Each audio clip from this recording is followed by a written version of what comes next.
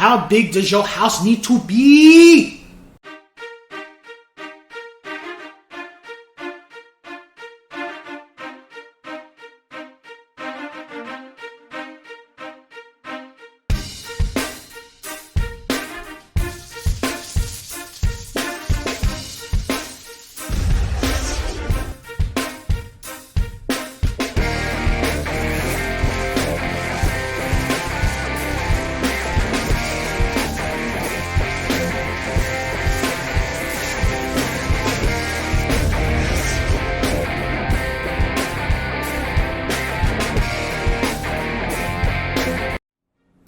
What's going on, ladies and gentlemen, Cyberland? Coming back to another educational real estate video. And this time we're just going to talk about when you're looking for a home, how big does your house need to be? How big does the lot size need to be? How big does the square footage of the inside of the home need to be? Those are things to consider when you're trying to buy a home. So, example. Let's say it's just you and your wife. Been married a couple years, you've had the apartment, you now want to get a home. Well, there's something you need to consider when finding a home. Are you guys trying to have kids? Yes or no? Or are you open to the idea? So if you're not trying to have kids, no, we don't want kids, then do you really need a 5-6 bedroom house? Something to consider. You got to look at what it is that both of you do at home. If you have a lot of things going on, parts moving, to where you got to have a room for this, you got to have a room for that, you got to have a room for this and that, okay, you need a 6-bedroom house. But if you don't, do you need to have a house that big? Okay? Now, let's say you do want kids. Well, should you be looking for a 2-bedroom, 1-bath? Probably not. Should you be looking for a 3-bedroom, 2-bath? Maybe. Or should you be looking for something that's maybe a 4-bedroom, 2-bath? I would say so. At least that. Okay? And the reason being I would say is because, no disrespect to anybody, but a lot of us are not planned. A lot of us that are born are not planned babies. We're more of like, oops, I'm pregnant. Okay. Well, we're pregnant. Yeah, we're going to have a baby. It's not like we're trying to have a baby. There's a lot of oops babies going on. Well, I'd rather have a bigger home and have an oops baby than have a smaller home and have an oops baby. You get what I'm saying? And at least if you're planning to have children, get the house to where you have the space for them. Because this is not just real estate, this is speaking as a parent. As your kids get older, they're going to start needing some type of privacy. They're going to start needing their own space. Some parents can be like, well, they have their own space when they're older, when they're on their own. Yes, I get that. But that helps develop them more when they start to be able to have some type of privacy to an extent. It does help. Studies have shown this. I'm not trying to tell nobody how you need to raise your kids. I have just seen from personal experience, when your kids have their own room as opposed to always sharing, yes, sharing is good. They appreciate it. However, once they start having their own room, they see both sides of the spectrum instead of always having to share everything. That's one element. The other, husbands and wives. Y'all need to have your own little space. It shouldn't just be the kid has their room and we share this room and that's it. Nope, there's got to be a point to where you as a husband, you have a place to confide your thoughts where it's not everybody else is around, where the kids are not in your ear this way and the wife is not in your ear this way. You need to have some type of space to confide your thoughts, whether that's taking care of business, getting things repaired, looking at cost, or not even doing that, making it your fortress of solitude. And it's a place where you can just relax your brain and not have to think or converse with anybody. You need to have that.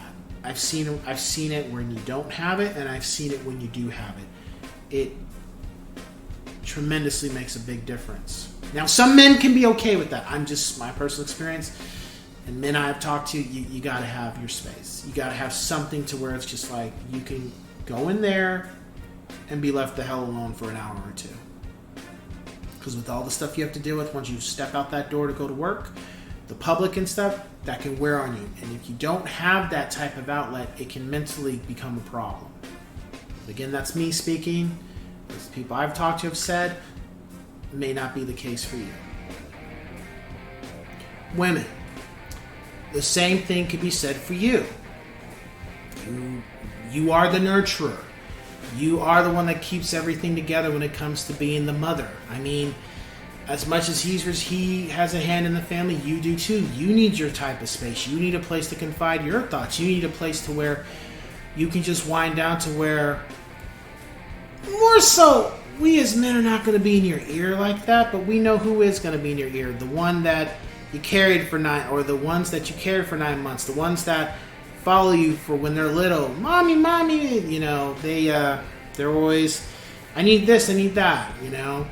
You need a place to where you can confide your thoughts, and it's not the freaking bathroom or the bathtub. You know, there's a place where you can just get away from them and not have to go someplace outside of the house. Because I think a lot of problems too is that people buy small homes and then they got all these kids, or they don't have a place to where they confide their own thoughts. And where do they go? They're always leaving the house to try to get away. It's like, if you just have a place, if you just have a space of your own in your own damn house, you may not always need a getaway. You just need to go to your fortress of solitude. Very simple. I feel that makes a huge difference. Now, that's just for that. That's for being married and having kids or not having kids. Another you can consider. Do you want a pool? Do you not want a pool? Would you like to have a pool later down the road? Well, if you want a pool later down the road, make sure the lot size and the backyard's big enough to where you can put a pool if you want one. Something to consider. What else? What else are we thinking about? Do you want to have a place in your garage where you can work out, have a gym, or have something in the garage to where you can, you know, us men, we have a place to where we can work on stuff when we need to repair things or build things. Well, is a one-car garage going to do that? Or is a two-car garage going to do that? Or will it be where, okay, babe, this is what we'll do. You park inside, I'll park outside, and then I'll have this section. Those are things to consider. Are you going to have a place to store all your tools? Because if you're a homeowner, you need to have tools to do stuff around the house. You don't need to be the expert of everything, but have some tools to where, hey, we got a hole in the wall. How do we fix it? Okay, let's cut out the wall. I got tools to cut around that, put in a new part, paint it, sand it down, good to go. You need some stuff like that. Oh, the toilet's not working. As I said in one of my other videos, you have tools to fix it. You need stuff like that, you know, if you can do it. There's YouTube videos for everything to do all those things. But you need a place to do that. Okay, can we consider that? Storage. That's the other thing. There's some houses that are built where they don't have, they're not customized to deal with a lot of storage. They figure that you're not going to store a lot of stuff. One of the stupidest damn things I've come across with looking at homes, but it is a reality. There are homes that are designed to where they don't have any type of storage. All you got is the garage to park the cars, and that's it. There's not even places where you have to build stuff to make room to store things. That's another thing to consider. Do you need a house with storage or without storage? Your kitchen. Does your kitchen need to be this, you know, do you want the kitchen to be big enough to where both you and your husband and wife can work together, make meals together? Or does it only need to be where, stay out of my kitchen, where it's the mom says stay out of the kitchen and all the men and the girls stay out of the kitchen? Or the husband says that stay out of the kitchen, you know? Or is it big enough to where you guys can sit down together in the kitchen and have breakfast or have dinner? Or, you know, these are things to consider. How big you need the house to need to be. A 2,000 square foot house, just the square footage of the house, and if it's a 2-story, that's a good size. 3,000, you're working with some stuff. Definitely, you really got a lot of space, especially if it's a 2-story. 4,000, it's like, okay, this is now getting to the mansion status. Now, when I say all these things, I want you to keep in mind, it's something that a family member told me too.